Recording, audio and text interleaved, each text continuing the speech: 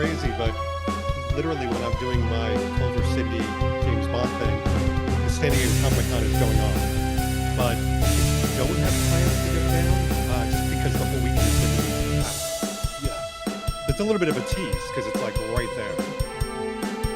And everything that's coming out, it's going to be crazy. Yeah, are you going? Oh, no.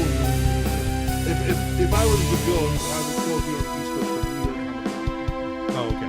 Yeah, but they're doing, I got a feeling they're going to be doing the announcement trailer for Avengers Doomsday, and they're going to have some special events going on.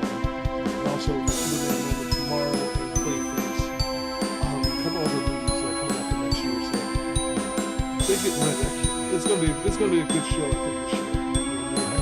San Diego and New York.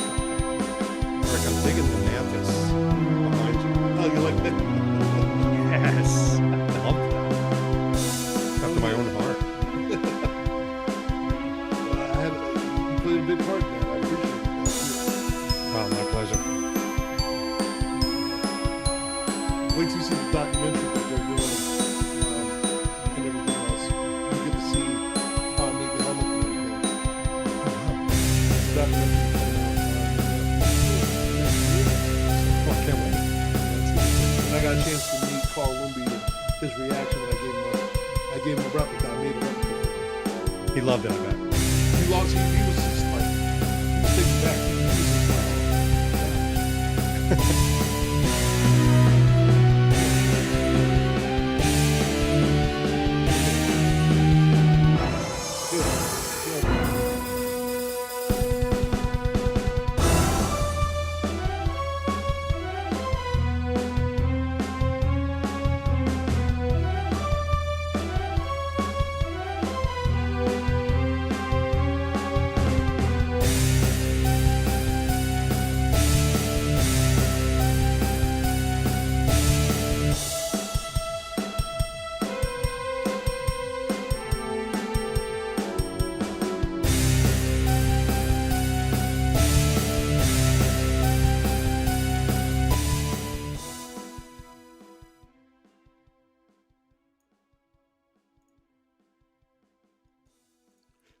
Tonight, on this very special episode, the Bond experience comes to Pass the Controller.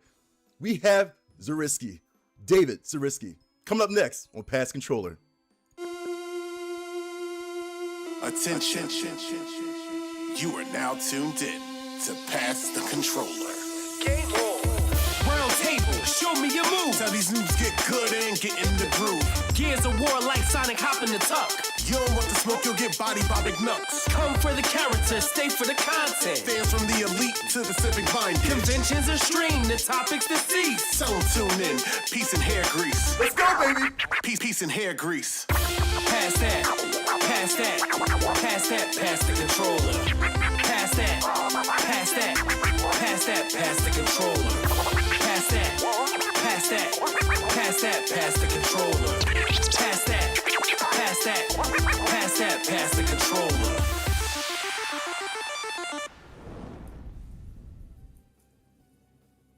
What's up, PTC Nation? Listen, we are back again. You thought we was going to get one episode a month, man. Listen, we're back. We are back. It's a very special episode tonight, man. We couldn't miss this for the world.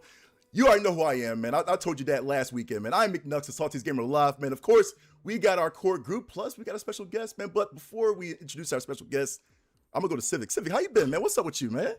Doing all right. Just coming down from the Too Many Games high that we were on just this past weekend. It was another great show from them.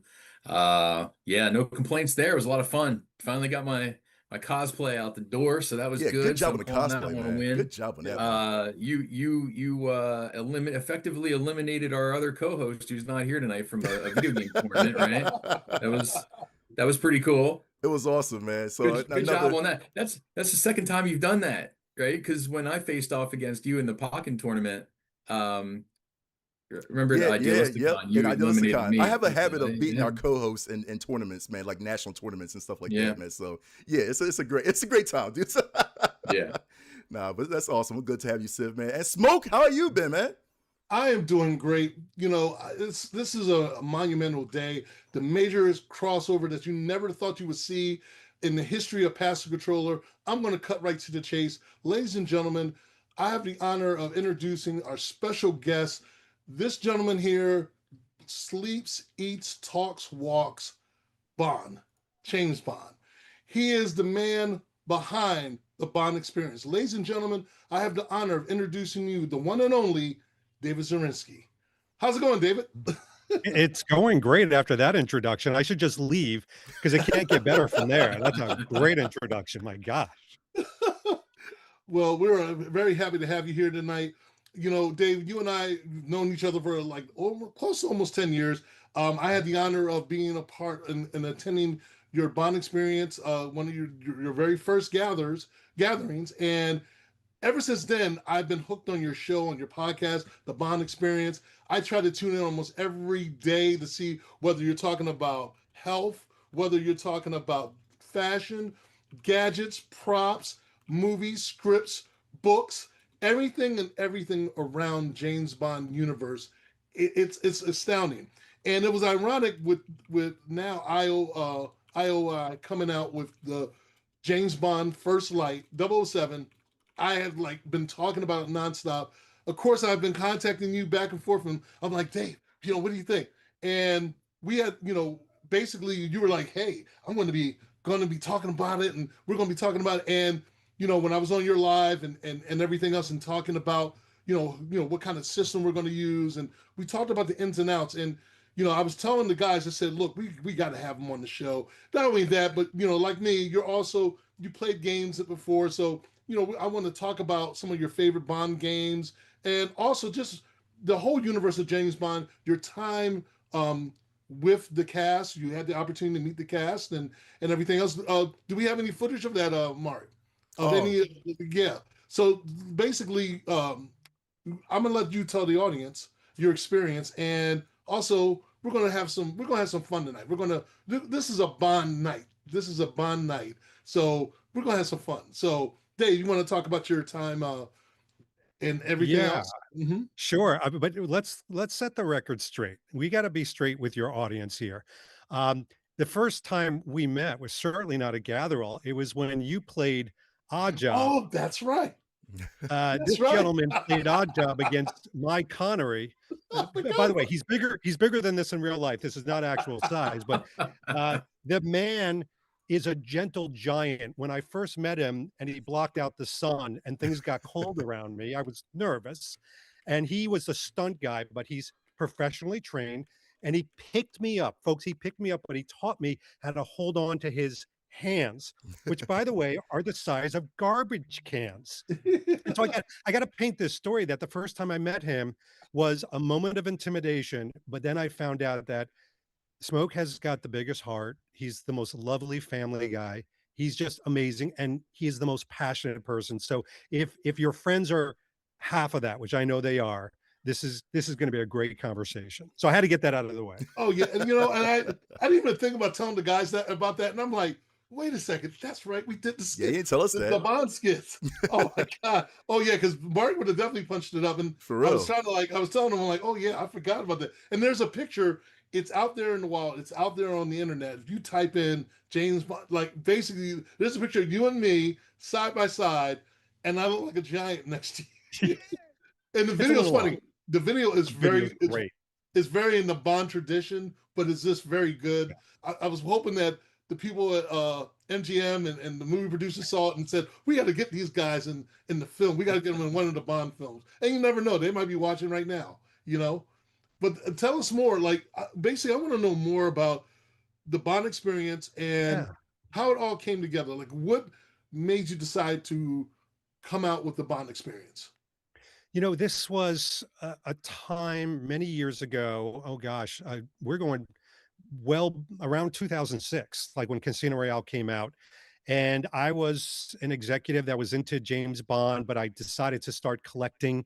And then I started to meet other collectors and share that passion. And I started to very slowly write articles, but a little secret that's maybe not a secret is I enjoy writing, but I don't love writing, and it takes a long time. But what I found was that I was not a very shy person. I was a bit of an extrovert. I could get in front of a camera. So there was this crazy new thing called YouTube. What's that? And I decided to start to do videos. And I did it for a good friend of mine, Rembert van Braam, who runs the Bond Lifestyle, which is like the #1 James Bond website in the world right now. And I started to do videos. And he is one of the people that said, you should really splinter off on your own and do your own thing, because this is getting big. And the very first video that sort of exploded was I went to London and I did a review of a simple pea coat that was in Billy. It was a Billy Wow. Reed pea coat from Skyfall. I wore it in London. I put it up there, and literally that weekend, Billy Reed, the brand, sold 800 of these coats, and they're about $900 a piece. So it was a little under $1 million in sales within 3 days. So the other brands were like, what the heck is going on? And my kind of style channel just exploded from there. That's awesome. Mm-hmm. Wow. It was crazy.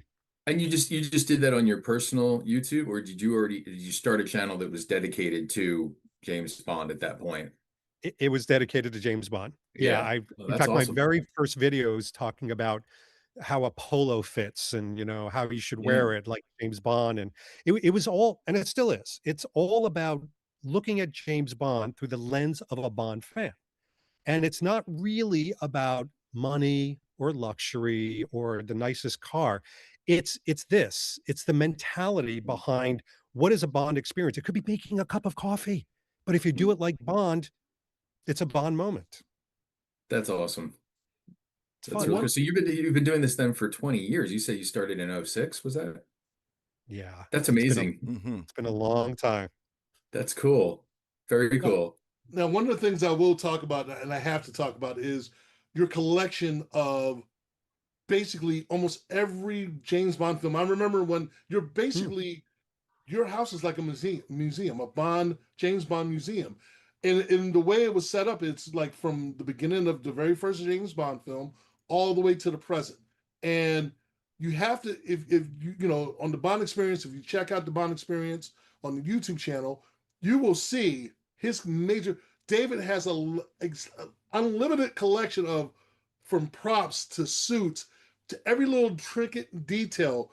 It's not just this little prop. I mean, these are like from chips, from casino games to cards, everything. I mean, Dave, you want to elaborate more on it? Because I'm excited about that. He gets excited because he's seen it in person. He's been walking around and enjoying it. Well, and I think, Smoke, you can attest to this. The reason I wanted to set this up is I had done a lot of collecting over the years, and I just, I get a little bummed out when things are in boxes. So I basically took the lower footprint of my house, which is, I don't call it a basement, but it is a walkout basement.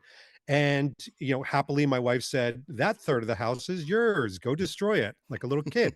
And so what I did was, and you can see this on my YouTube video, I have a walking tour, is you start with 1962's Dr. No. There's always a poster with each film, and then you walk through like pieces of history all the way from Dr. No all the way to No Time to Die. And I always give you a drink. You can have a martini, shaken, not stirred. And you walk around. I have a sitting area. I'm looking at it right now. There's a mini studio. Part of it is screen used. So you're looking at, Daniel Craig's jacket from Casino Royale. You're looking at, Solange's bikini that was actually worn in Casino Royale. And many of the pieces, like that's Mr. Green's actual shirt that was worn. And it just goes on and on and on. And the reason I did this, and again, Smoke has encountered this, I didn't want it to be a place where people are like chewing their fingernails and nervous about bumping into things. My rule is you can touch anything, which blows people's mind, but that gadget, touch it, pick it up, take a picture with it. I wouldn't let the Smoke try on that jacket because he would rip it in half. Big guy in a little suit, but it's really there because I'm passionate about people seeing these things and enjoying them, and not to have them squirreled away. That's cool. I think that's indicative of a true fandom for a lot of the different things. Like with us with video games, it's sort of similar too. You get to a point where I think it's the natural progression sometimes of your love for something. You just feel so almost like a responsibility to share it with the world, find like-minded people and find people and share that same, that knowledge and that zest for it like you're doing. I think that's really awesome. And I think the fact that you're so open to obviously just not just flaunting a cool collection, but literally sharing it with the public. I think that's awesome. That's really commendable. Thank I you. remember also, like, he even had a classic racetrack, and not too many people know racetracks back in the day were before there were video games. There were racetracks. You wanted to play something that was even close to like racing on the track. You had Aston Martin, and it was like a black, I believe, like a Von Villain vehicle, and it was a racetrack he set up. Really great. You even have an Aston Martin. I mean, you were talking about the ultimate fan. This is the ultimate fan. Mhm. But Aston Martin, and I'm just kind of like, my wife was blown away when she saw it. She was like, Oh, oh, yes, oh my God. I mean, again, this is a true blue James Bond fan. So again, if I have a question or if it was something I wanted to know about James Bond, this is the person I go to. This is the person I would talk to about. So David, one of the things that we're going to be doing tonight, Civ has a series of questions he's going to be throwing throughout the show. Yeah, should I throw one out real quick to Yeah, the? go Yeah, for why it. not? We're gonna. So the way I figured we would do this is, I'll ask this question, and the four of us can give our own individual answers. I like that. So we'll just kind of randomize. The very first question, obviously, you've probably received this question a billion times, but I want to ask it in a slightly different way. So I want everybody to go. We'll go around, and we'll say who's your first favorite and second favorite James Bond actor. Oh, dude. And David, you have the honors if you want to start. Sure. So I'm going to say that my favorite is Sean Connery. And I'll just give a little bit of blur because we're all going to be talking, but to me, he is the template. He's, not to take this away from Steve McQueen, but he's the king of cool. He's savvy. He's the pattern to which everybody sort of mimics. And I still enjoy watching his movies today, just like it was the first time. My second, that's a great, and that is a different way. Thank you for doing that because nobody's Yeah. ever said what's your Because second. I always assume everybody's going to say Connery as their number one, right? So I right. figure Because you get I'm beaten more up if you curious don't. about who your number two is. So, oh gosh, you know what? I'm actually going to say this is going to be controversial. I'm going to say my number two favorite, and the way you put it, I'm going to say the one I really enjoy watching has got to be Pierce Brosnan because his Good. movies like Tomorrow Never Dies, World Is Not Enough, GoldenEye, they're just so fun. Yeah, And it makes me smile every time. I love the Daniel Craig movies. I've patterned so much of my clothing after him, Mhm. getting in shape after him. So I really love what he brought to the table. But I wouldn't yeah, say that I watch his movies and I'm like, dancing with an ice cream cone around the ceiling. right. Pierce Brosnan just is joyous. He just brings so Yeah, much joy to the role. that's great. Awesome. All right, Not, Smoke. not, yeah, Yeah. go smoke. Yeah. So for First and mine, second. Yeah. okay. So it's kind of funny. So for my first one, of course, people say, well, Sean Connery is the template, like you just said. My mom was in love with Sean Connery. So that's how I was introduced to James Bond as a kid, because my mom was in love with Sean Connery. But I have to say, for me, my first would have been Pierce Brosnan. The reason being is because I grew up in the 80s, and I remember when I would see Remington Steele, and I remember seeing him, and even though I was a Roger Moore fan and all, when I would see Pierce Brosnan, I was like, that's James Bond every time. And I'm like, why don't they just cast him to play James Bond? So when the opportunity came about, when they announced him as James Bond, I was like, oh my God, Pierce Brosnan was going to be playing James Bond. So basically that to me was like everything. And then of course the James Bond films with Pierce in it, to me at that time, and we're talking about, I was in my early 20s, going in my early 20s and all, watching Pierce Brosnan's era, to me was like, wow. And to me, he aged gracefully. So it was one of those things that, and then having the opportunity to meet him in person and talk with him, and I let him know, I was like, you were one of my favorite Bonds. And he was really he was very, very, very appreciative about it. The fact that to me, he to me emoted what James Bond is about. where he has a serious side, but he had that fun side. Like you just brought up, Dave. He has that little bit of fun side, but he has that serious side when he knew how to switch it up. Yeah. So I'm going to go with Pierce Brosnan. My second is definitely on my end is Daniel Craig.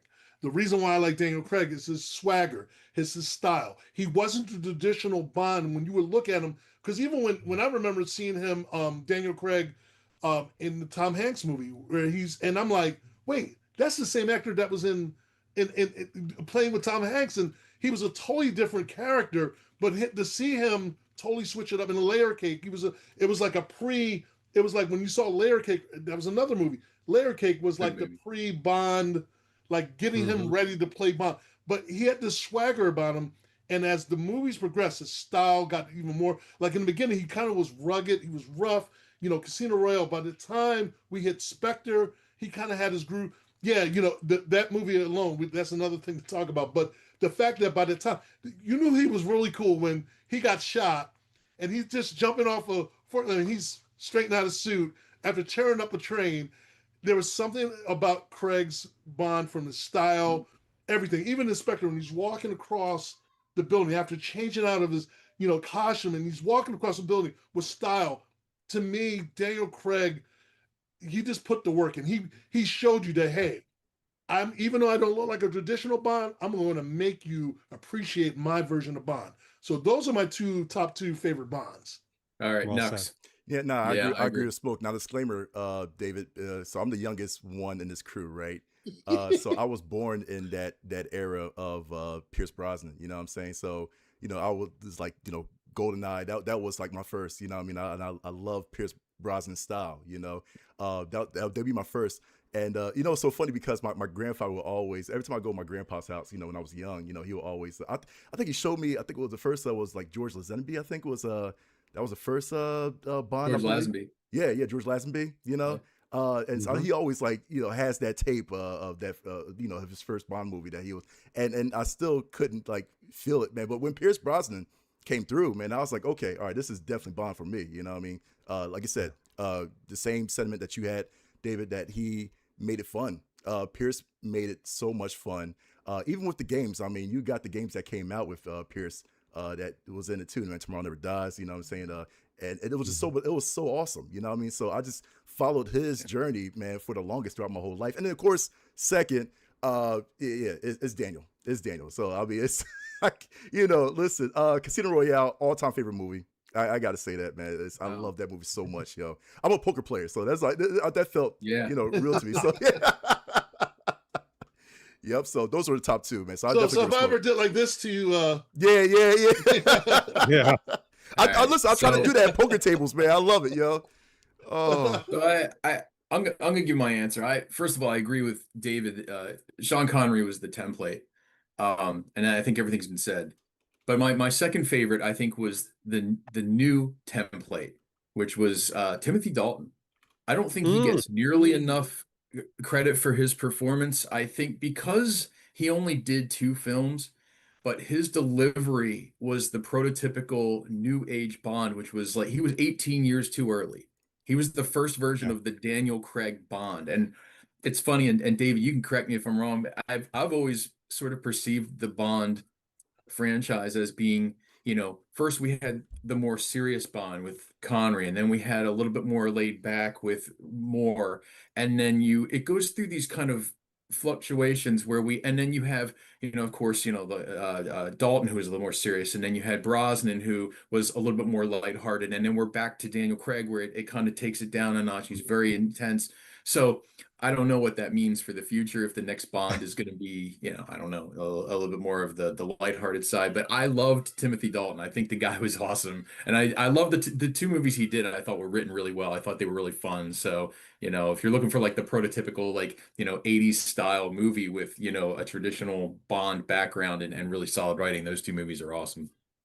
I'm so glad somebody said Timothy Dalton because, and I want to give credit where credit's due. There's a James Bond podcast out there called Really 007, and they have a great quote. They said, Timothy Dalton walked so Daniel Craig could run. Yeah, right. And it's so true. He paved the way for everything that Daniel Craig could do.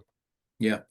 And I think you have a guy who's, this, classically trained actor, so that he had that range where he could do a little bit of everything. He was extremely intense when he had to be. And then you felt very genuine about the more uplifting moments too. So, like the range he had was amazing. I really just wish they would have put him in more films. I know that was sort of like during the rights dispute of like who owned what, and we're in limbo, and certain things were happening behind the scenes, which made it very difficult to make more Bond movies. But I wish he would have had more opportunities with the role. But Agreed. yeah, awesome. Good answers, guys. So that's the first one. I have 9 more, so you let me know when you're ready for the next one here. So we can wait, we can move on. I can Well, cut them in. we're gonna come back to that, but also I want Cool. to talk about.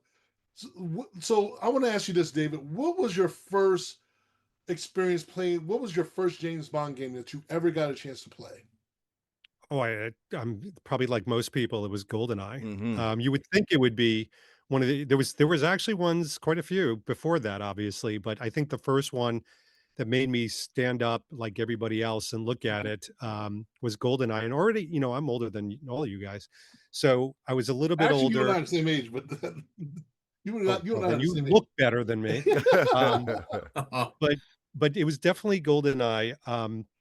But I literally purchased and played every single Bond game that came out after GoldenEye, every single one without fail, even the ones that had missteps.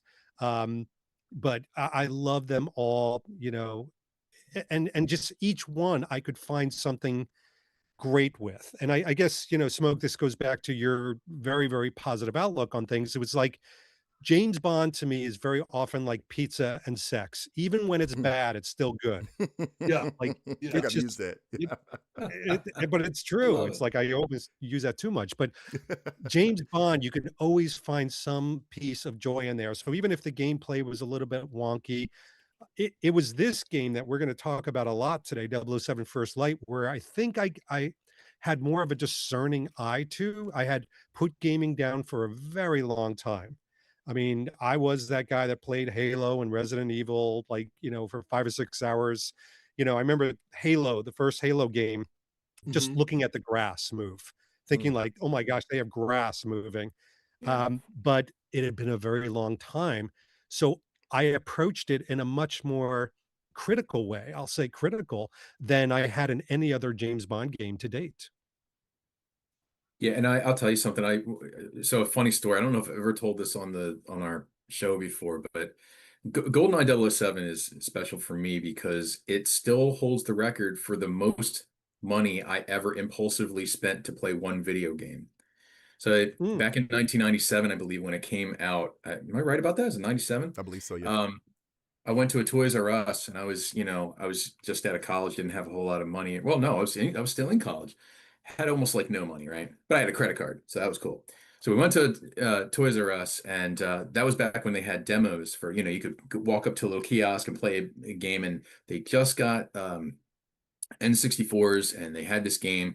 And I didn't see any footage from it. I knew that the game existed, but I didn't play it. But there was a line a mile long, and you could mhm. go up and you could play this game. And I'm just biding my time while a buddy of mine's walking around, and like I'm finally getting my turn, and I'm playing this thing. And of course, the rumble pack and everything. You're holding it, you're firing the actual like trigger to play the game. Mm. And I'm just looking at this thing, and I'm like, okay, stepped out of line, bought an N64. Wow. Four, what, 3 extra controllers, 4 rumble packs, the game itself. I was all in. True. I was instantly like, this is a mandatory, Mhm. instantaneous purchase. I must have this. This is the greatest thing I've ever seen. And man, it did not disappoint. And to think that GoldenEye 007 was only made by a team of like what, like 9 people. Like it Wow. was a super small studio. Like they did everything, just the 9 of them, and it just knocked it out of the park. So to this day, I'm like, yeah, it was an impulsive, buy, but totally worth it. It was absolutely awesome. Still one of my favorite games ever. And the way it follows the movie so well, it's perfect. It does. Yeah, for me, it was everything or nothing because the reason why, like, I love Goldeneye. Of course, you were in Bond's shoes and all, and it took you through the movie. But for me, everything or nothing I've always been a big proprietor on third person views because you get the chance to see Bond and motion and all, and so be able to see him doing his thing and targeting and shooting that. Again, it was one of those. It was an unappreciated game at the time, but down to the music and everything else. You had Maya singing the track and everything, and so that was one of those games that, again, Everything or Nothing was one of my favorite Bond games. Like, Bloodstone was all right, but that game, but now First Light kind of knocked everything out the ballpark. So, Mark, did you come across any archives or anything? Yeah, I just got so Dave, you gotta tell me. You had to tell me about this, man, picture that I just received, man. And it's coming up right now. boy. So here we go, man. Okay, let's see. World Oh, premiere. Oh my gosh. What? yeah. That's awesome. The perspective is off. I'm actually 6.5 feet tall, but I was gonna say, David, our job is not that tall, man. Like it's it's all a perspective thing. I'm actually 10 feet behind him. You can't tell. It's- Actually, Boy, you're we like look- this. You're like, look how young we look. So Eric, when you did that, did you just point and go, Uh-uh. What? We had that's so it, much. yeah. It was so much fun, and we were trying to figure out the best way to go about it. When you have to see the video itself, and it was just Oh. straight to the point, short and sweet, but it was so much fun. And it was like Dave came up with the idea. He was like, "Okay, we're gonna do it like this," and I lifted him, but it looked like I was lifting him and it looked really good on camera. And Amazing. so And then you Yeah. throw me. yeah, exactly. And so it was just like this perfect. So, of course, if, I guess one of the fans happened to say they were saying, "Oh, we found something in the archives. We saw the picture." So I was like, "Okay, I gotta let Mark know." No, I gotta admit, yeah, when you sent me that smoke, I was like, "Yo, y'all look smooth as I don't know what, man." That was on point. I like that, man. So I'll send you guys the link of the video after this, so your audience has that because they need absolutely. to see smoke in action. That's really cool. Yeah, that's really cool.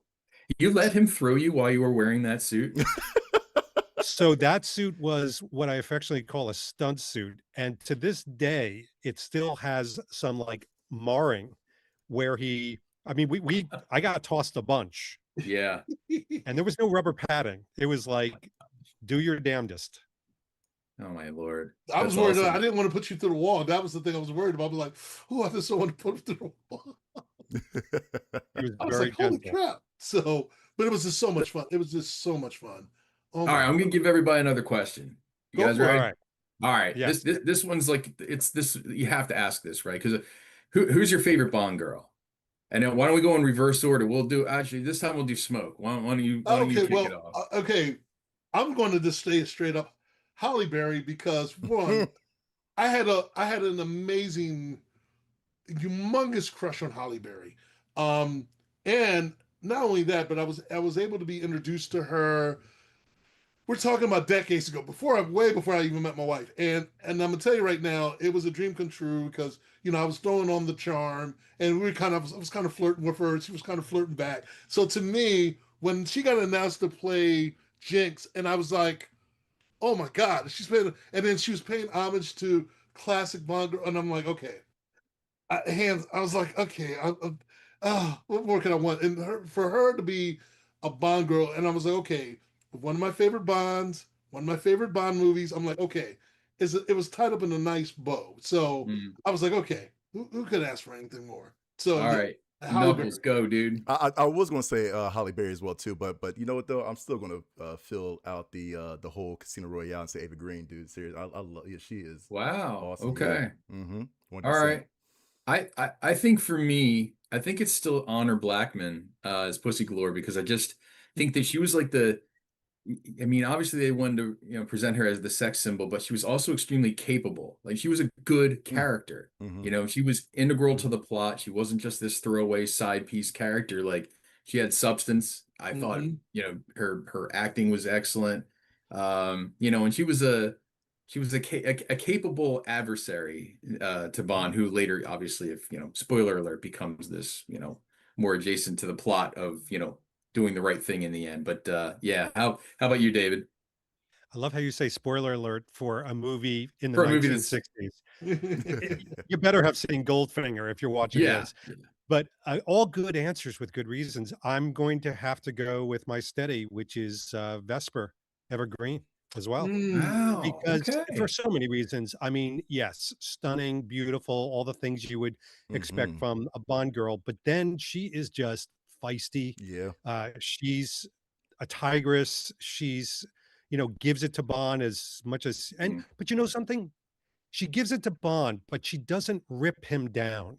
Yeah. Like, I love the films that don't turn Bond into some sort of dismantled anti-hero.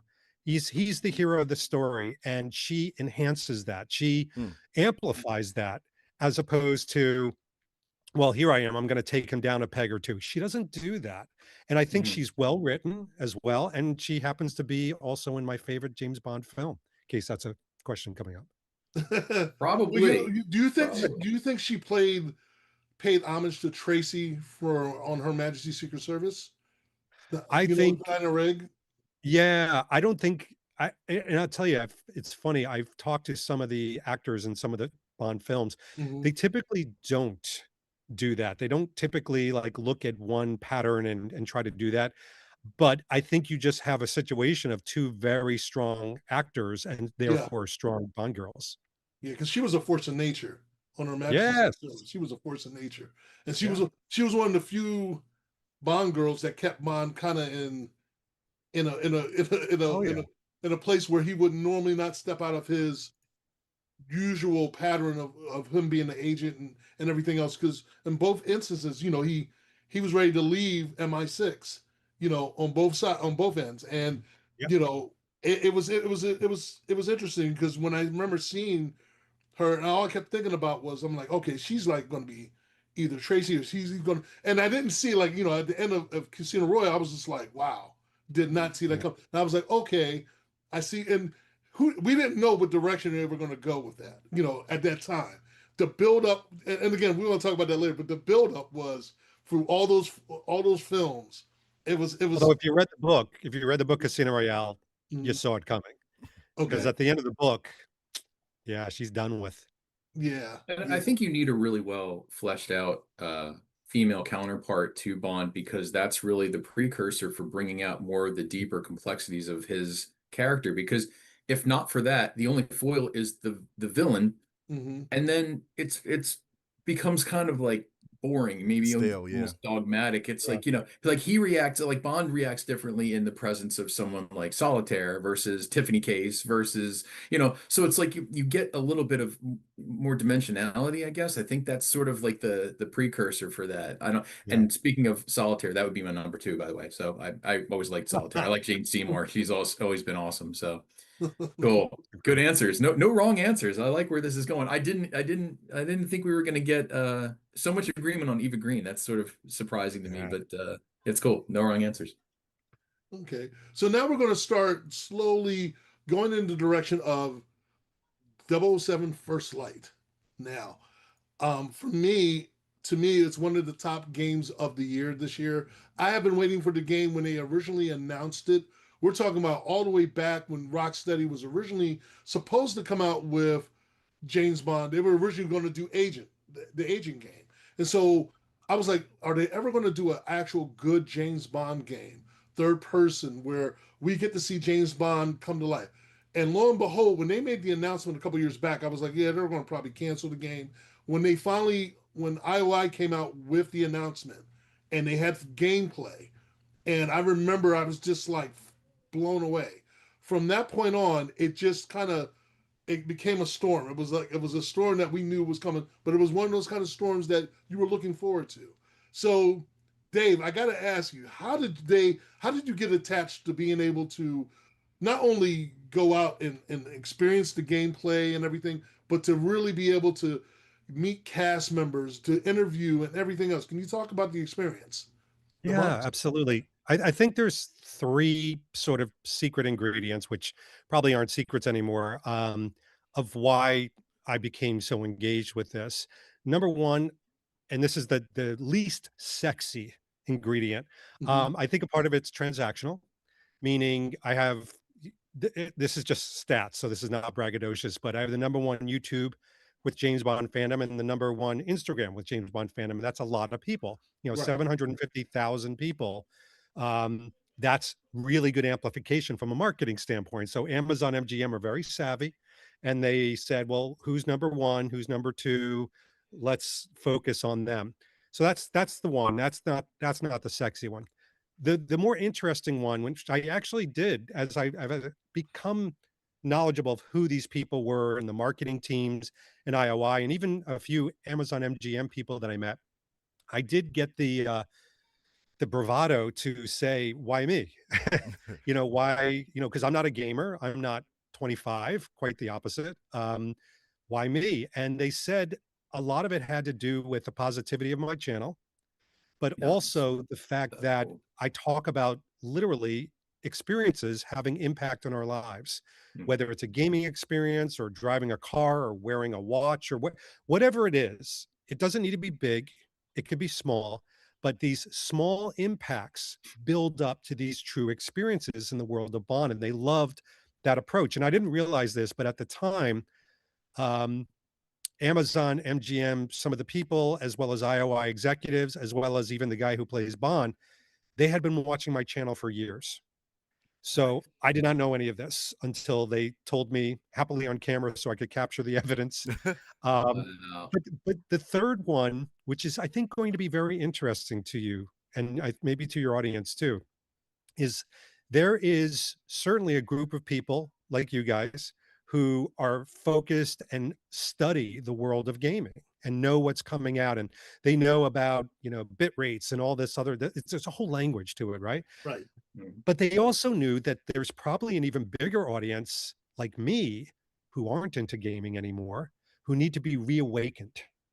And if they could pull somebody authentically who is 58 years old to dust off, to maybe go out and buy a PS5, to be uh, invigorated and inspired to engage with this game, Yeah. that would be something. And you know what, folks? It worked. Yeah. I have people sending me pictures. I've had like whole things on my Instagram. Joe Darlington, who's one of the number one James Bond podcasters, he's my age as well. He took pictures of himself going out and getting a PlayStation 5 and controllers. He didn't even know how to set it up. He's like, I'll watch a YouTube video. But he needed to play this game. And I think, and I don't know if you guys know the story, but I was vacationing with my wife and son in New Zealand, and I got an email from Amazon MGM, and they said, we will fly you to Los Angeles to play the game. Would you end your vacation early? And I turned to my wife and I said, can we end our vacation 2 days early? Thinking I'm going to get a frying pan to the head. And she was, I have to tell you, she was so supportive. She's like, we got to go. You got to go. Let's Mm. go. Wow. Um, and then 2 weeks after that, with all the hoopla going on, they said, we're going to send you to the premiere in London. Here's the plane tickets. Let's go. And, interviews, it was almost like a movie coming out. And it was just thrilling to be a part of it and to talk to all the individuals. It was really something. And Are how does it you feel? so I Oh, gotta go I ahead. gotta I'm ask sorry. now Go ahead. for Go for it. maybe get Sure. the inside track here. Can we expect if I'm sure you still have connections with some of those people. Are we maybe going to a chance encounter, maybe a Bond experience event, or maybe you can give us the inside track if there's like something we should know. As far as a Bond event, you mean, or? I mean, yeah, like some of the like the voice talent that was in the game or anything like that. Would you are you in line to maybe line up something video game related or have a video game related guest at one of your events? Absolutely. Yes. Ooh, And I'll thank say this you. too. It's going to come from a lot of different directions. So yes, you've got, obviously the voice artists, but I've really become engaged with a lot of the style people. Siddharth Mhm. Lalarp, who did No Time to Die, was very engaged. Like that wonderful jacket that everybody lusts over from the game. That Yes. was her design. So Okay. she's been Nice. very vocal with that. It's interesting, meeting a lot of the people, the voice actors, that you see in the movie. See, look at me, I'm slipping. In the video game, they're taking this so seriously. Like this wasn't just a little side hustle or gig. They Yeah. understand the size of Bond, Hmm. and Yes. that this is being seen as number one, everybody's Bond. Like this is a mixture of Brosnan, of Connery, but it's also as close as we're going to get to a movie within a 5-year Yeah. expanse, which is great. Yeah. Yeah. Wow. That's And, super cool. And I think to Mhm. your point, David, too, it's amazing how, video games and movies now are so almost interchangeable. Like they used to be Yep. so far, separated on the spectrum. Like one would just not. They were in different worlds, and Yeah. now video games look like movies, and some movies look like video games. Frankly, it's amazing how those two worlds have really congealed.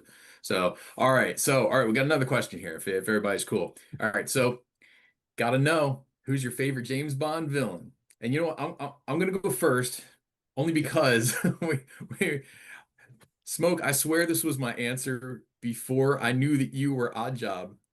But my favorite villain of all time is Odd Job. I love Odd Job so much. Perfect villain. He was a little bit of a short bastard in the GoldenEye video game. I hated playing against him, but what a really imposing, original, threatening character. Had a unique weapon, had a unique mannerism, had a cool name. He had that devious look. He was awesome. Yeah, so we'll go around the room, but I love Odd Job. He was always my favorite.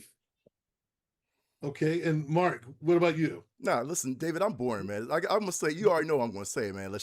Seriously, I'm a poker guy. You know what I mean? So, Amazing. like There's seriously, nothing wrong with picking Mads Mikkelsen. I love Mads, You man. never go Listen, wrong with Mads. Mads is awesome, dude. Like, what you want me Yeah, to he do? is. Mads is Good choice. amazing. I want to meet Mads so badly, yo, for real. Yeah. He was scary too. He Yeah. had this smolder going on that just made you nervous about what he was thinking. Hold That's on, a good choice. hold on. David, have you met Mads in person or? I have not met him. Oh No. man, I was about to flip, dude. I think Casino Royale was the first movie I remember seeing him in. That was my introduction to him. Oh, I don't wow. recall. I know he did work before that, but that Right. was the first movie that I ever saw. And when they introduced him, I was like, "Whoa, this dude, he's another level of threatening. He's hardcore." So, David, how about Agree. you? Favorite Bond villain? So it's Silva from Skyfall. Okay. Nice. Yeah, And wow. and and, Okay. and I'll tell you why. He brings so much menace. He brings so much style and acting, but his personality is That was so fantastic. Javier Bardem, right? Am I thinking? It was Javier Bardem. Yeah. That's right. Yeah. Okay. I I mean, had a close mental second, thing. Mads Mikkelsen. Like Gert Frobe is Oric Goldfinger. They're all amazing, classic, hollowed ground. Like almost like you don't even touch those. But there's something about Silva, the way he delivers every line, the way he's Bond's equal. He was another agent. I love when they play with that, like in GoldenEye. When Yeah. obviously we had our other 006. agent. Those are my favorite type of villains. The ones that have sort of I don't know, an agenda, if you will. I have to ask a question because you just mentioned Goldfinger. If I don't ask this, I'm going to regret it. I know you'll know the answer to this, but every time I Google this question, I see different things. Gert Frobe, who was, accomplished actor of his time, his native tongue was German, correct? Correct. I know he spoke a little bit of English, but did they dub his All of lines it. for the movie? They dubbed 100% of his contribution, all of it. So we Yeah. don't really ever hear, Gert Frobe. That's The only amazing. time you hear him, interestingly enough, I can't believe I know this, is they had a trailer for Goldfinger, and in the trailer, that was all before they dubbed it. So in the trailer, you hear his voice, and his voice is fine. Like I sit back and I'm like, why did you dub it? Because he actually, he's got the German broken, accent, but he sounded great. What an amazing job. And thank you for answering that because that's bothered me forever. Okay, You could sleep I'm gonna now. I know, but it's so weird. Like they did such a great job that when you look at the voice, it's syncing up really well. I mean, Shocking. that Yeah. is amazing to me. Wow. Yeah. Okay. Thank you for that. Okay. Who didn't we do? Smoke. No, Favorite yeah, villain. So my favorite Bond actually is a two answer question. First one is Hinks, played by Batista, because let me tell you right Good now, one. his presence in that one scene, Inspector, he just comes in the room, no music, no sound, everything's just quiet, and he just walks up. His presence, his thumbnails. I mean, his thumbnails is silver, and I was just like just watching it, and he just went once he broke his neck, and he went and he was so determined to come after Bond, and to me, he was just and also because he was big, silent, he didn't have to say anything. I think he only had one line in the whole film, but his presence, he was. You want to talk about someone who was giving Bond a run for his money, and I remember when they talked about behind the scenes that Daniel Craig kind of got messed up. It was accidental, but he kind of got messed up taking on Batista and all. And I met Batista, and to me, like I've stood next to Batista, and he's like, I was like, God darn, if I was in this movie, I'd be a monster. Batista's not that tall. So your favorite villain was Hinks, and your favorite Bond girl was Jinx. Hinks and Jinx. Here. It's like a law firm, right? Yeah, exactly. But Hinks, no, Jinx, but and his Hero presence, Sphinx. yeah, but his presence was just he was methodical, and it was just something about. And again, I love big characters, but like I said, meeting Batista and seeing, and I mean, just next to him, I'm like, oh my God, I'm bigger than this guy, And this is when he was still Batista, Exactly. So, Yeah. but I have to say also, my second is during the Daniel Craig era, the Spectre organization as a whole, because you didn't realize how much Spectre had a whole impact throughout all the course of the Daniel Craig movies. It was like a puzzle. It was putting the pieces of the puzzle together, and it made you want to go back to Casino Royale just to follow the breadcrumbs, and it was leading to Blofeld, and it was much a more bigger picture when He you was saw the all the author of your connections pain. and how much, and all the connections throughout the movies, each one of them, and he's knocking them off. Bond is knocking each one of them off, and that's what made to me his era so unique, because I'm like, it was like you were basically, it stayed in queue. It was like you were following connected storyline, even though they were all their standalone movies, but you can watch it as a standalone movie or you can watch it as a collective. And it was just, to me, the whole organization of Spectre, because they not only that, they defeated MI6. They basically broke everything. It was like, to me, it was like, oh my God, I never thought. I mean, the closest thing I got when I was watching uh um uh, uh, uh To Die Another Day, and when Pierce Brosnan got taken in China and everything else, and I was like, oh my God, he's been gone for a year. Then I was like, wait, 9/11 happened and all this. You mean to tell me because we didn't have Bond, that's why we had 9/11? Like, she was like, I remember when M said to him, a lot has happened since you've been gone. And I was like, oh my God. And it was kind of unique. And so I was like, wow, I never saw I would see Bond getting defeated.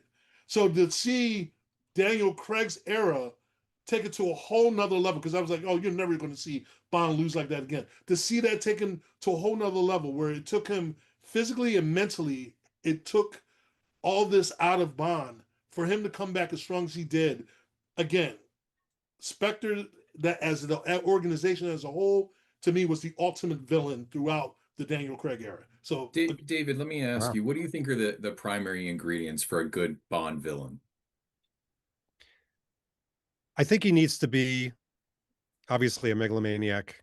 I mean, that's, first and foremost. He needs to, first of all, I'm gonna do a really unique ingredient. He needs to think he's the good guy.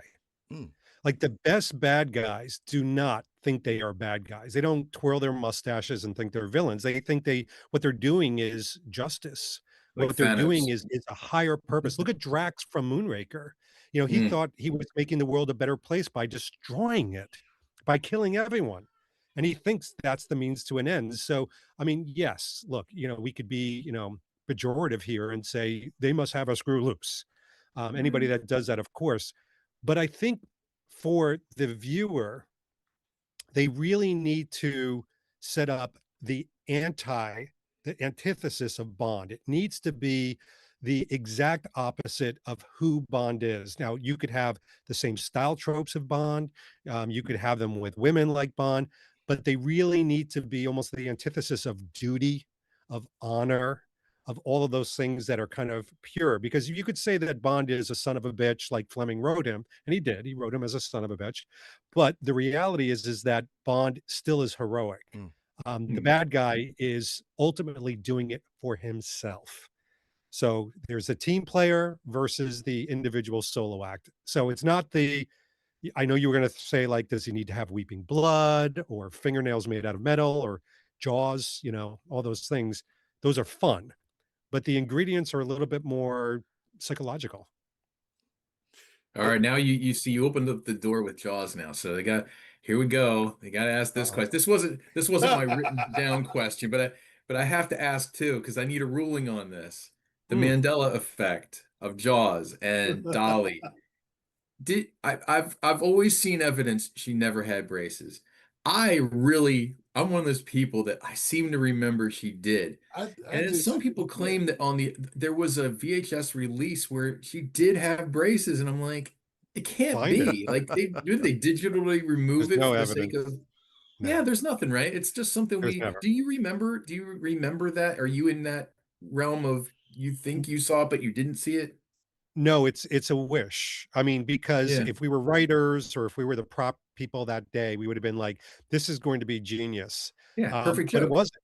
It was Yeah. the thing that the producers put together was, here's this giant and this, Lilliputian of a Mhm. woman coming together. That was the stark contrast and the funny, not two braced up individuals. So Yeah. yeah, it's wishful So we thinking. all we all collectively wrote the punchline to a joke that was set up but never fulfilled, You got essentially. it. Wow. Exactly. That's amazing. All Cold right. water. And Gosh. real quick, David, because I actually want to pull this question from the chat, man. And again, chat, we encourage you to definitely throw your questions in. On YouTube, on Saab Vegan 98, 93, is a really good question. How do you think the villains in 007 First Light stack up to Silva, Goldfinger, and Lashifa? I think they're right there. And what I liked about this, because again, I'm analyzing everything. I'm enjoying the game as I played it the first time. And even in the the first they what they did in Los Angeles is they let us play for close to 4 hours. And they gave us 3 levels to really just languish in. And immediately, what I liked is, first of all, like in every good Bond movie, they slowly introduce the Bond baddie. They create the environment and the problem and the challenge first. So by the time you come to the bad guy, like look at Doctor No, the very Dr. first No. Bond movie, Yeah. he doesn't come into the end of the movie, Yeah. but he's still an iconic character. It's the same thing with this game. It happens later, but then you build so many levels. So it's not just one bad person, it's multiple layers. There's turncoats like, the Electra, without giving any spoilers. There's the world is not enough Electra type of cutthroat moments, twists and turns. I think they did a beautiful job, and yet they still have, of course, the over the top bad guys. Hmm. Um, Yeah. Yeah. that are the "Bwahaha" Mhm. types, that look outlandish. They've got interesting masks and armor and costumes because, damn it, I'm a 12-year-old kid every single day, and I need my Mm. eye candy. I need that, like, "Oh, that's right, we're in a Bond film. I don't It's not Jason Bourne." So, yeah, I think they killed it with that. Excuse the pun. Nice. So, and getting back onto the game, how does it feel when you have the actors, creators, the writers, them being a fan of the Bond experience? Not only that, but some of them that were inspired from you or got ideas from just watching your channel. How does that make you feel when they're like, "Oh my God, you're David Zaritsky, the Bond experience. Can I get a picture with you?" Like, how does that make you feel? Of course it's surreal. Like, I'm not gonna play it cool at all. I didn't play it cool when I encountered that. I had to try to play it cool, but, like, afterwards, I'm just sitting by myself and just thinking about it.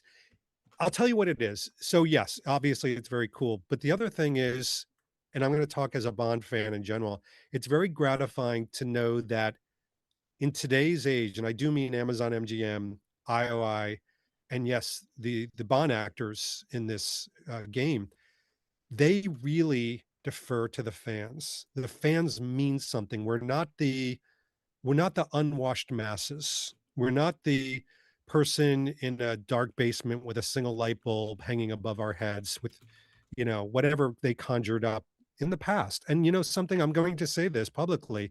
There wasn't always a time where Bond fans were seen as valuable. But in this day and age with social media and with people with the power, and it is the power to ruin a TV show, unfortunately, or ruin a movie, unfortunately, with a negative opinion, and for to crowdsource negativity, positivity is very addictive. I mean, I'm always very positive on my channel. If I find something I don't like, I try to find the good in it. You know, this Smoke. It's why we've been best friends for 10 years.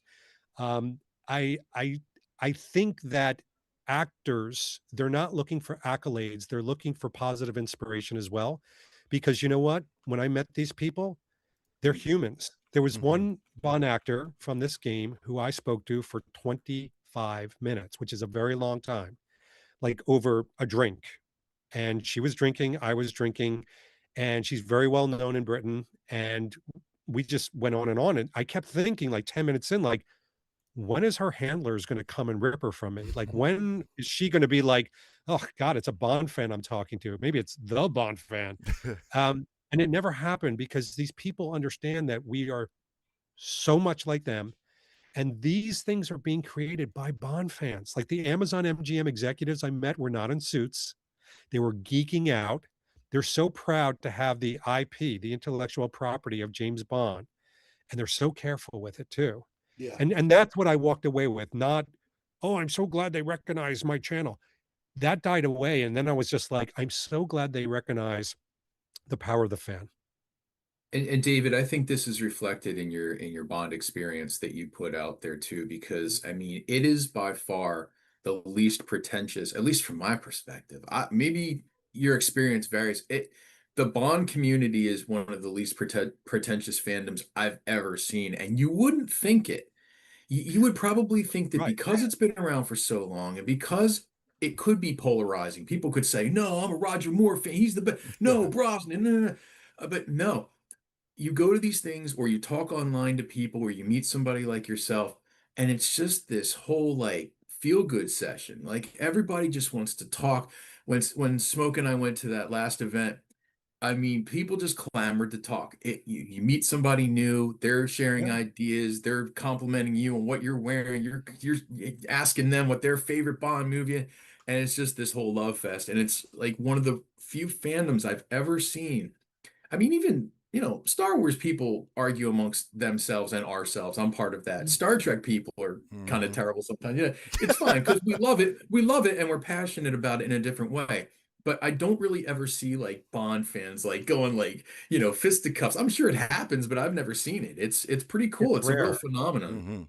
Thank But you for saying that. I always like how Dave always, before the fire would even get started, Dave would come out and he would talk about theories or people that might have a problem with said actor playing this character or that character within the Bond films or so. And David always had a way of putting the fires out, and it was always been interesting to see him putting the fires out because, like you said, you don't rarely ever see that. Of course, you're going to have people that are going to agree to disagree, but I always like watching David's like his take on it because he always is very, and you can see it's very true. He's very honest and he's very transparent. It's not like he's putting a facade and saying, "Oh yes," and everything else, but it's a thing where he's being genuine. Um, and I think a lot of the people that like myself that watch and follow know how genuine he is, and it makes everyone else feel the same way. Like, yeah, he's just like one of us. He understands. He understands what's going on and all. So, yeah, he to me, David is the kind of person that brings people together within Yeah. the Bond community. He's And one of David, the I Thank easiest apologize. I ones. just Yeah. wanted to give you a time check here. So we're at the 8 o'clock hour. Are you still okay to? I'm good. I still have some hooch. So Okay, good. Hey, cool. So more of the let's. hooch is here. All right, I'm gonna cut to some of the better questions here. Like let's do this Actually, one. Civ, do you mind if I get like a little rapid fire? This one rapid fire question I got, man, that I really want to know. Go, yeah, go ahead. Yeah, Yeah. go for it. David, if you know me well, man, I'm pretty much the soundtrack guy of the crew, right? I'm all This is my music. next question. That was your next question, dude? Yes. Go ahead. You ask it though. You ask it. So Go I'm the ahead. soundtrack guy. I'm all about music, man. I love the music in anything. You know what I'm saying? So I got to ask this, man. Your favorite Bond theme of all time, dude? Thunderball. Ooh, Okay. good one. All Thunderball. right. All right. Where I mean, Tom Jones it almost he almost passed out at the end almost singing passed that out. final It note. it it takes me no time to say that because I love the lyrics, I love the sound, I love the ballad, the crooning of it. But then I also love how the song inserts itself throughout the entire movie Mm-hmm. in a very Mhm. authentic way. So yeah, it's got to be Thunderball. What about you guys? Pass the baton. I'm gonna go next if that's Yeah. okay, Yeah. Go because I ahead, want Sid. Go to I ahead. want to give mine before somebody else takes it. I got Because you. Yeah. I I'm gonna say Goldfinger is Yeah. such an Yeah. iconic Mm-hmm. masterpiece. Shirley Bassey For is top real. notch. But I want you to talk about that, because if that's your favorite one, I'm going to give you my second favorite one, because I don't think this one gets nearly enough No, credit. no, I that's go ahead, Sid. Go ahead. I think License to Kill Okay. by Gladys Last Knight night. Mm-hmm. is a phenomenal track, and it does not get the respect it's due, because what I like about it, it's one of the very few James Bond theme songs that really incorporates notes of the James Bond theme. Yeah. So it's so, like, thematically it just ties it up, and just her delivery, it's Gladys Knight. I mean, what the so I'm gonna go, that's a very close second for me. I don't think that one gets enough respect put on the name, but yeah, go ahead, Yeah. Mark. Yeah, I say Shirley Bassey. Shirley Bassey, I always make this joke around my parents Mm. too, because Shirley Bassey sounds like my auntie, man, like an actual auntie. You know what I'm Wow. saying? No, she does. When she says "Your heart is gold," and she says that with like vigor, man. I'm like, yo, she sounds like my aunt, like mad at me and all that too. But I love the way she sings. I love the way she sings. Right? Really, my main one is you know my name. Rest in peace to Chris Cornell. Because every time I hear that Wow. song, I legit tear up. You know what I'm saying? Because it's like, oh man, I wish Yeah. Chris was still alive, man. Seriously. And the tone of the music, man. You know what I mean? So it just kind of reaches. You know what I mean? So Mm. that's really my first would be you know my name, Chris Cornell, man, for sure. Nice. Good choice. Awesome. Mm. For me, Smoke. it's on Her Majesty's Secret Service. The reason being is because as a kid growing up, we all knew that James Bond's theme is iconic. The original theme is iconic. But out of all the James Bond tracks, on Her Majesty's Secret Service from John Barry was one of the only James Bond themes that didn't have someone singing it. Yeah. I mean, of course, we have All the Time in the World at the end, but to sing, we didn't have any singers singing it. But yet, when you would hear that theme, it emoted James Bond. When you hear din, din, din, din, din, din, and I'm just like, It sounds very urgent. yeah, It's a Mhm. very urgent song. but it was one of those songs. Even the theme, when I remember when I watched the intro, and I was so mesmerized as by the intro when I was a kid, and I was just like, I think the closest thing I saw was Game of Death. Game of Death kind of had that same vibe, the Game of Death theme. And looking at that, and I was like, wow, there were so many parallels to it. But to me, on Her Majesty's Secret Service, the theme alone is timeless. Um, Next to the James Bond, iconic theme, when you would hear that, it would always remind you, that's James Bond on the Majesty's Secret Service. And plus this, the title alone, that just on the Majesty's Secret Service, I'm like, to me, I always thought that was an awesome title for film. And again, when you're seeing all these films, and I'm just like, and of course my runner up is The World Is Not Enough by Mhm. Garbage. Mhm. And again, you know, it's James Bond's family crest. The world's not enough. And again, I didn't know about that until when I saw her on Her Majesty's Secret Service, and they talked Yeah, about the world is not right. enough. And so I was just like, wow. So yeah, those are the two things. But again, for me, I cannot watch a James Bond film without having, like, on my iPod, I have every James Bond, the even the sound, even like the music that could have gone on to be in the movie and all. Anything that's dealing with James Bond and this music related to James Bond, whether it's video game related, whether it's TV related, or anything that's tied into it, even if it has beats of James Bond to it, I'm like, okay, it has a James Bond beat. That's something I need to have in my, and it's part of who I am. It's Yeah. part of who So I am. I feel like we're in this conversation, we're dancing around the obvious question, and we should have probably asked maybe an hour ago. But David, let's start with you. What was the first Bond movie you ever saw? I I am the best revisionist you'll ever meet. So I think it was The Spy Who Loved Me. There was a rainy day in Atlantic City, New Jersey. So instead of being on the boardwalk and eating taffy and peanuts, we went into a movie theater. I didn't know what we were going to watch. And then there was a guy with metal teeth and sharks and things like that. But I remember enjoying it. And my father, I was very much into Batman at the time, the Adam West Batman. Yeah, yeah. And I wanted to get the Batman Corgi car. And my father goes, "No, we just saw a Bond film." And he tells this story. We just saw a Bond film. I'm going to get you this car. And it was the DB5 Corgi. So that was my first like toy Bond experience plus the first movie. And it's still, I mean, how could you go wrong with that movie? That's awesome. Knuckles, how about you, man? No, First Bond film. absolutely. My grandparents showed me Goldfinger first, and then that pretty much kind of started the journey for me. So that was, Smoke. yeah. For Your Eyes Only. Mm. For Your Eyes Okay. Only. That's my, like, I already knew about, like, the Bond, like, when I saw it in the theater. Like, I knew about James Bond again. Like I said, my mom was, so as a kid, you would see on ABC, they would, have the Sunday night movie would be a James Bond movie. But I was properly introduced into the world of James Bond, Roger Moore's For Your Eyes Only. So with Sheena Easton's on the theme, I was just like, okay, I was hooked. I was hooked. So, but now I So Knuckles, same experience, man. So my mom and my sister were out of town one day. My dad, he and I were, doing the bachelor thing at home. I was maybe, I don't know, maybe like 10 years old, right? And my dad, he turned to me, we were at the dinner table, and he just looked me right in the face. And he's not the flair for the dramatic type. But he looked at me, he goes, "Brian, because do you want to go out and rent the greatest movie ever made?" And I'm, Wow. of course, 10-year-old me, I'm like, hell yeah, wow. He goes, "All right, we're gonna rent Goldfinger." That's my grandparents. That was too, the first movie my dad ever saw. That's what got him hooked. Yeah. And I swear to you, I just remember, like, if you remember the intro to, I said Goldfinger, right? Not Correct. Golden Eye. Correct? Goldfinger, you Yeah, did. Goldfinger. Charlie Manson, Goldfinger. yeah. Sorry, so many gold titles, man with the Right. golden gun, a lot of gold. Anyway, it was Goldfinger. I want to make sure I said that. So the first, obviously the first like 10 minutes of that movie is mind blowing, and it has everything. And as a kid, I'm watching this, I'm like, this is the greatest thing I've ever seen. My pupils dilated, everything. Same. So yeah, Bond fan ever since, and that one still stands as my favorite Bond movie. It's got to be like the best of all time. So. Can I Yeah. can I turn the tables on you guys? Yeah, let's go. Is that Sure allowed in thing. this Yeah, show? Sure. absolutely. So I have a question. Have you guys all played 007 First Light? Oh, Not I have. yet. Not yet. That's Yes. on my list, have. man. Yep. beginning to Okay. end.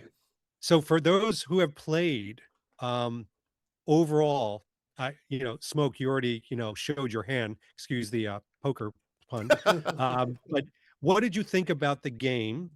What were the highlights? And what were the kind of tiny moments you were like, "Ooh, I kind of still am hungry for," or "I wish" moments? It's for me, if you don't mind, I'll go first. But for me, it just felt like it goes beyond fan service. Now, like you can always put in cameos and you can make quote references. You can not stir. You can do that stuff, and that's sort of like the iceberg. Like that's the top of the layer stuff. But some of the things I thought that really I felt like a smarter Bond fan picking up on some of the more subtextual things that, and I don't want to give anything away specifically, but I felt I'm a writer by trade, David. It's what I do professionally. So for me, the script worked so well. I felt like, wow, they paid attention to this. They didn't phone this in. If this was a game that would have come out maybe 30 years ago, it would have been an action beat 'em up, shoot 'em up, driving. Okay, but they made a compelling story. So for me, a story is the breaking point. Like if the story's kind of lackluster, I have a hard time in being immersed in the game.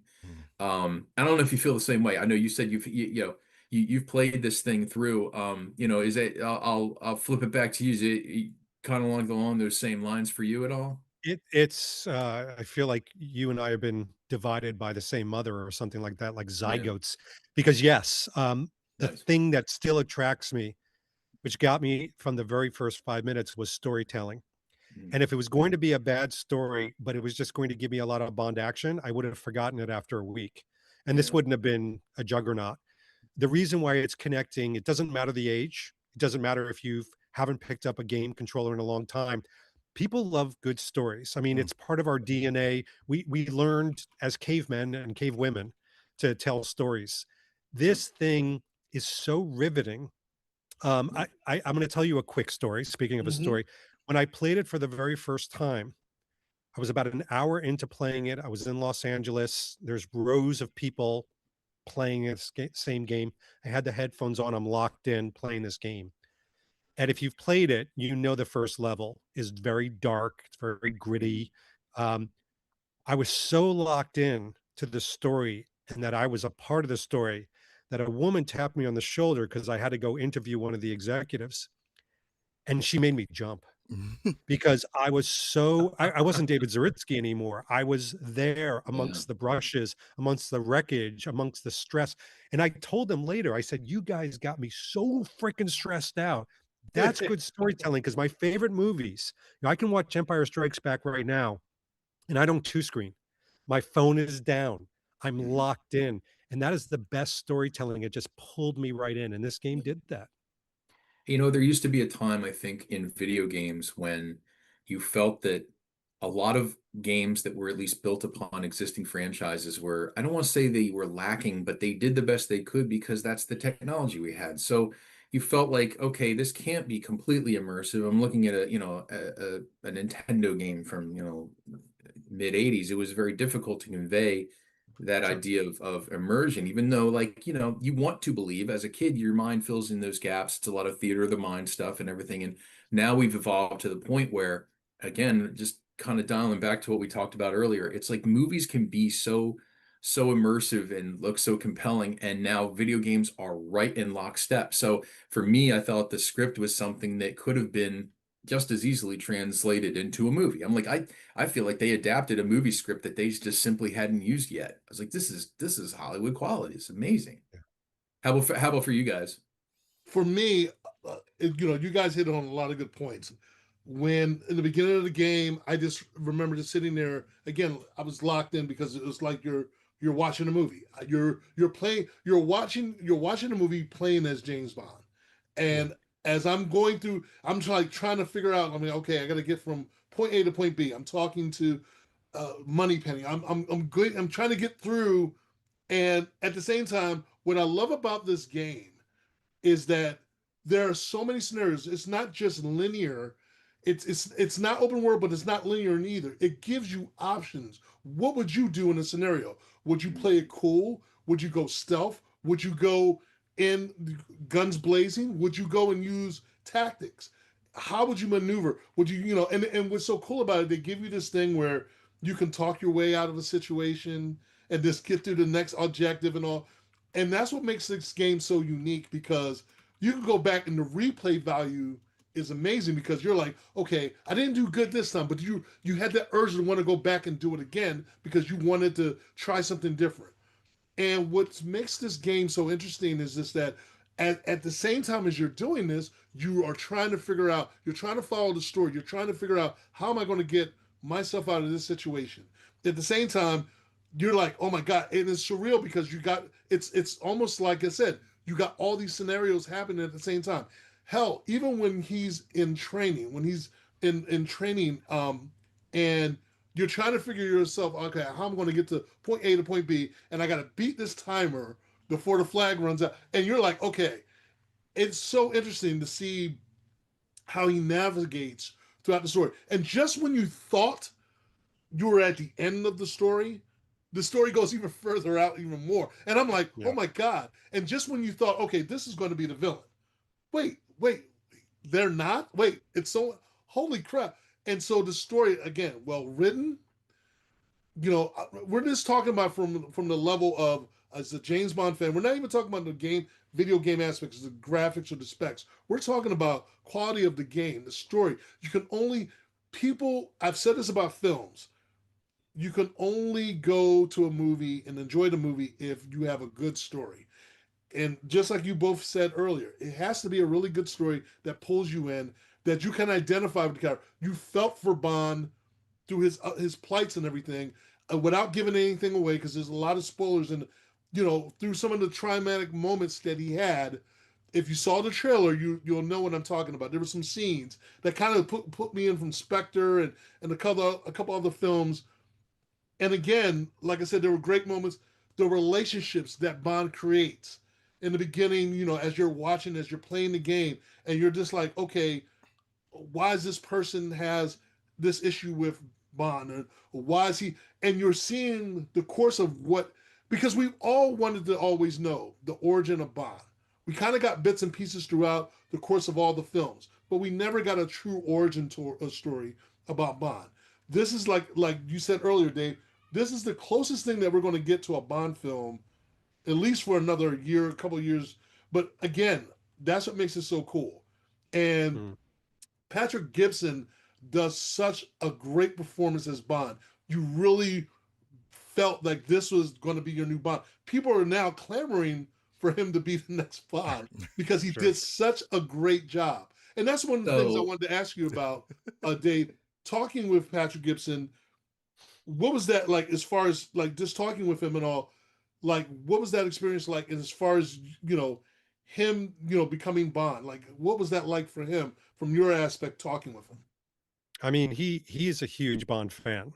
I mean, you could tell the way he poured himself into it. And this is, you know, usually when you do a film, you know, maybe you're doing 4 to 6 months of shoot, right? This was years for him. This was years of his life, 7 years.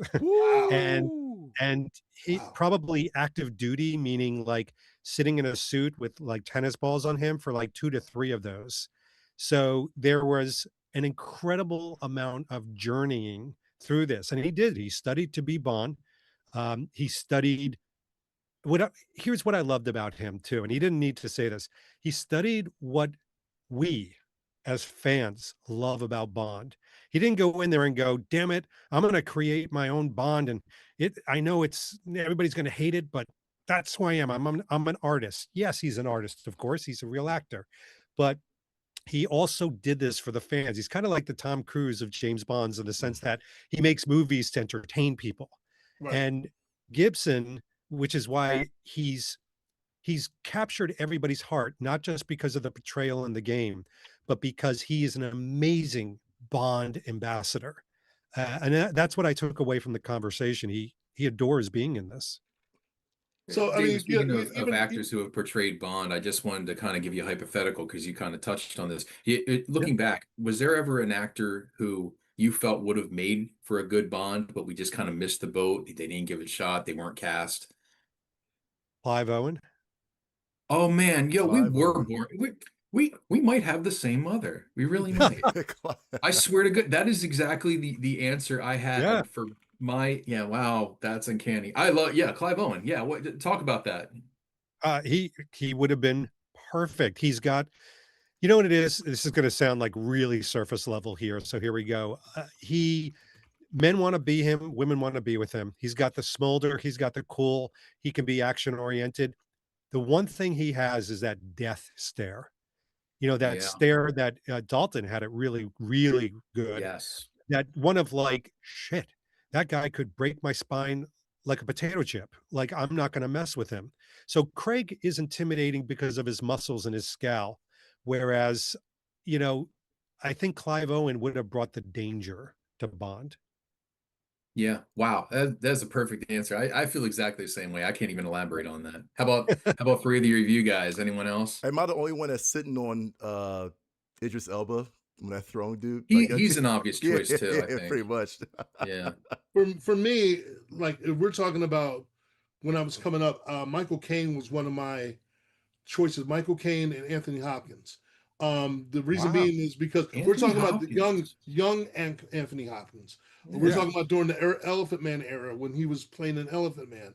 I thought he would be a good Bond, and the same with Michael Caine. Michael Caine was my second runner-up as far as like coming up as a kid, because I was like, okay, Pierce Brosnan when I was a little bit older, but when I was younger, I was like, man, you know, I can see Michael Caine because I grew up on movies, so it was like either Michael Caine or Anthony Hopkins, and I'm like, okay, because again, you can never have an American actor. I don't care what anyone says. I can never see an American actor play Josh Brolin. You don't want Josh Brolin? No, absolutely not. You can only have, because just like Doctor Who, you can't have a British actor, an American actor playing Doctor Who. Wasn't James Brolin almost cast though? Didn't he do some screen tests or something? Yeah, he was second in line. Shockingly. It's I'm not And I good. glad. saw, I'm I mean, glad we dodged that bullet. I don't Yeah. know that would have worked. it would not have. He I was think it better in might have Hotel. tainted. It might have tainted it. Had that happened, it wouldn't have. You wouldn't have the same because of the fact that James Bond to me is unique in the sense that there's certain things you can't change. You should never touch. You should never do. Yeah. Making Bond American, it's a no-no. That's why we have Jason Bourne. That's why we have Tom Cruise. We have all these other films and everything else to Mm-hmm. pay homage to that. But again, and I go back and I'm thinking about as I'm playing the game, as I'm playing First Light, and I'm thinking about the relationships in the game. Like, what did you think about as far as playing the game, David? Did you think that this could be actually you could see this on the big screen, how the movie played and everything? Like, I know they might have to condense it because there was so many hours we put into this game. Like, again, do you think that you could have seen this as a live action film, a James Bond film? Yeah, I sometimes referred to it when I first started to kind of watch it unfold Hmm. as this, one like this 2.0 in between No Time to Die and Bond 26, this kind of middle line, but it feels so story driven and so I kept calling it cinematic. I didn't say like, oh, the gameplay is great and this and that. And I didn't use those words when I was doing the interviews. I said it feels cinematic, the drama around it, everything you feel in a good story. And by the way, something you should know about me is I kind of have two different levels of enjoying movies. Like I can go watch He-Man, which I did with my wife, and we both actually really enjoyed it.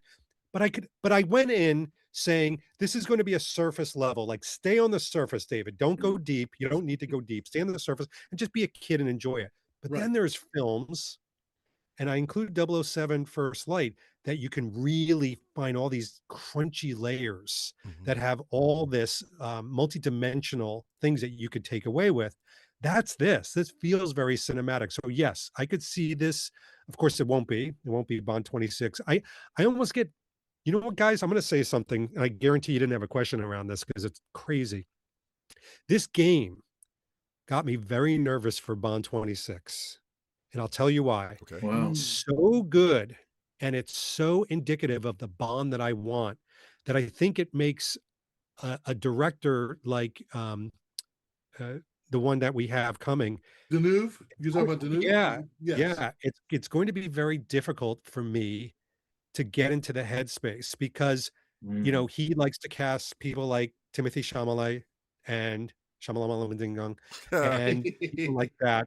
And those are the heroes. And I'm wondering, there's a lot of Art Nouveau. I don't think Amazon's going to play around, but I just, this was so close to like the perfect Bond movie, this game, that it almost creates this bar that's going to be difficult for the movie. And that kind of parlays into something I've always wanted to know because we're talking about the cinematic and video game and book universe of Bond. How do you, and of course you can't forget James Bond Jr., the cartoon. How do you, as I had to throw that in there, how do you mentally um I guess contextualize the universe of Bond? Is it the same character? Is it a code name for a character? Uh, Is it because everybody wants to know, like, over the course of 60 years, you're always like, well, he doesn't age. He's always doing different stuff. It's some of the stuff is sure. self-referential, some of it's not. You had pre-Cold War, post-Cold War, now you have this new, like, what is your thought on the The I don't know ecosystem. what you would call it, the entire world of Yeah. Bond. How does it all congeal for you? For me, it's certainly not a code name. For me, it's well, it is like an ecosystem. And within that ecosystem, you have these quadrants, if you will. You've got the cartoons, you've got the novels. You even have quadrants by actors. So what I do is I compartmentalize that there may be small little ribbons moving from Connery to like Roger Moore. You may see some play with No Time to Die that harkens back to On Her Majesty's Secret Service. But in the end, those are soft nods. Mm. I actually build out enjoyment within them because what happens is if you start to build out continuity questions, then you turn into that fan that starts to look for issues. Oh, well, Yeah. James Bond Jr. didn't say this, and Bond's wife really died like this. And wait a minute, Bond got his 00 not by doing this, but by, killing a guy at a polo match. Mhm. Enough. There's interpretations, just like Sherlock Holmes and Doctor Who. You have to go in and try to enjoy everybody's interpretations, and I do, every single one of them. See, comic book fans would explain this with one catch-all word that has been in the lexicon now in popularity, growing We in talk over the about course of multiverse. multiverse. Multiverse. Yeah. It's a quantum anomaly. It's the same Bond, but it's a different Bond. Yeah, like whatever. But I was just And you curious. don't I've need always it. wanted to ask that. So And I feel like you don't need it because, it's so funny. When I first entered into fandom 20 plus years ago, the Bond fandom, there were, the only way to say this is cliques. There were cliques. There were the novel people that they were really into literary Bond, and they looked at the movies like, meh. Then you had the movie people that looked at the style people like, meh. Then you had the toy Bond people, and they were like factions. yeah. And nowadays, it's all blended into one amazing bouillabaisse. Because I And think we it's were better. talking about, I think we touched on this in the like little pre-interview when we were getting ready to do the show, and I commented because you had recently been, you had guest starred on one of the episodes of Heavy Spoilers with our guy Yeah. Paul, who we love. We follow him. If anybody's looking for another really good channel, Heavy Spoilers on YouTube. They're doing this breakdown that started almost a year ago, I think, breaking down all the Bond movies and doing these deep dives. And I think it was him. I can attribute this quote. I might misquote it, but he kind of touched on who is James Bond like over the course of all these years. And I think he said something effective. James Bond is always the hero you need today. Whatever Mm. today is, he fits today. So the James Bond of 50 years is different than 40 years ago and different than, but he changes with what the world needs now. And I'm like, Yes. wow, that's cool. That's the coolest explanation I think I ever heard. Because I'm like, even though sometimes you look at Connery and sometimes you face palm with something that maybe Roger Moore did, dressing up as a clown or something, but I'm like, no, but that is the product of its time, and it was the best product of its time. It's what the world needed. Mhm. So that's the catch-all explanation. I like that one. I think Paul had said that I on do. the show, so. I love that. Only Paul Yeah. could come up with that. Yeah, I mean, yeah, it was cool. Hey, To David, me, real- it's like because I was gonna say, to me, it's like Superman. yeah. Back in the 70s, we had Christopher Reeve. And then we had Henry Cavill. So you had different versions, variations Mhm. of Superman. You had variations of Batman. You had your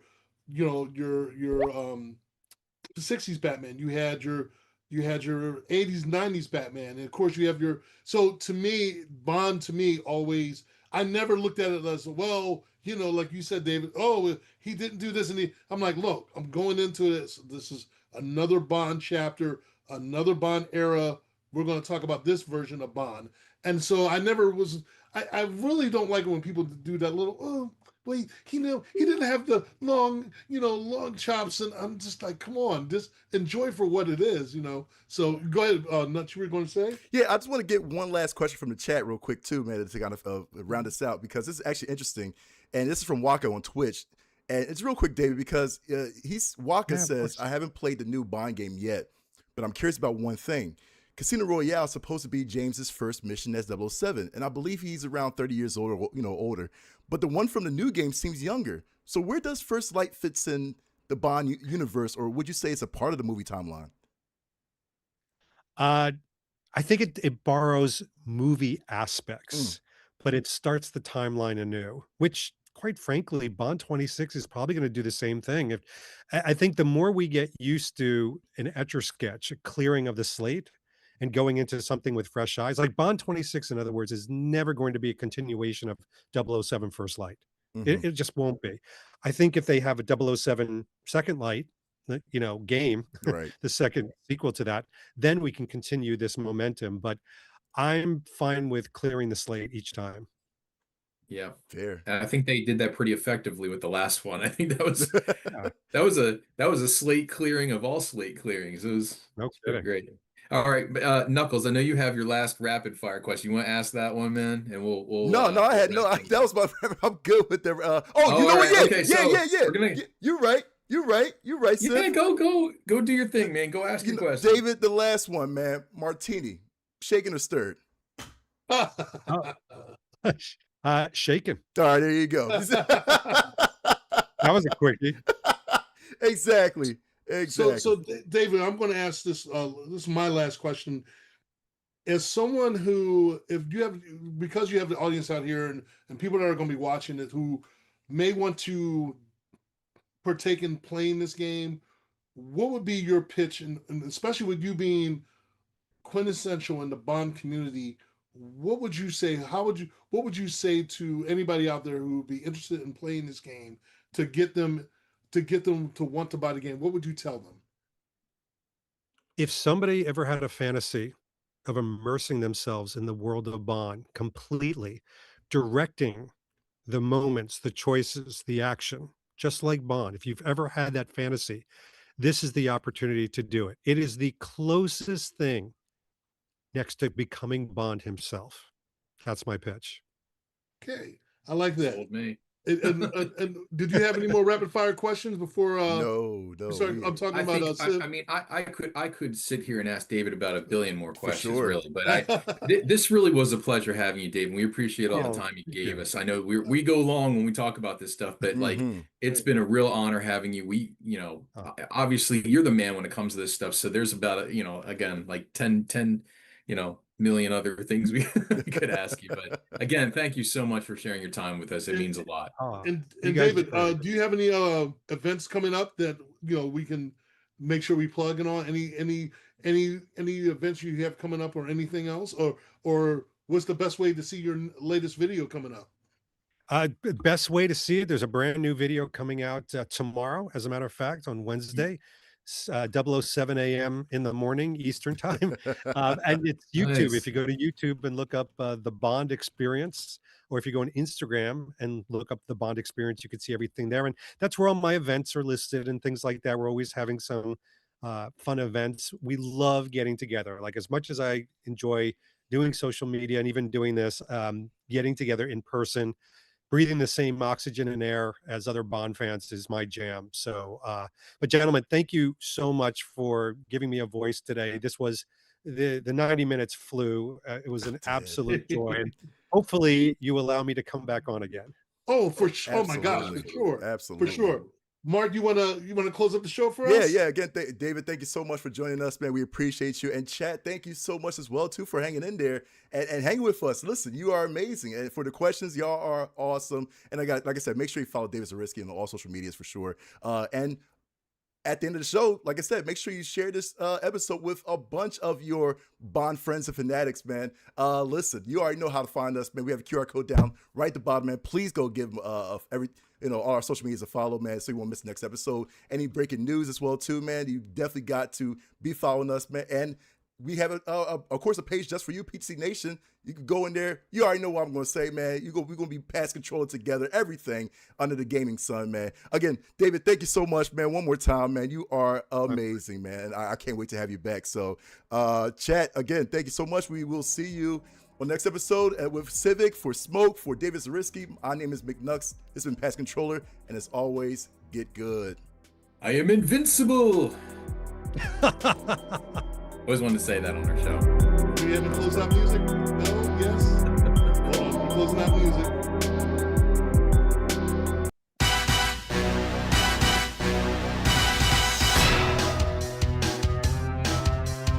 Okay, good. Oh, okay.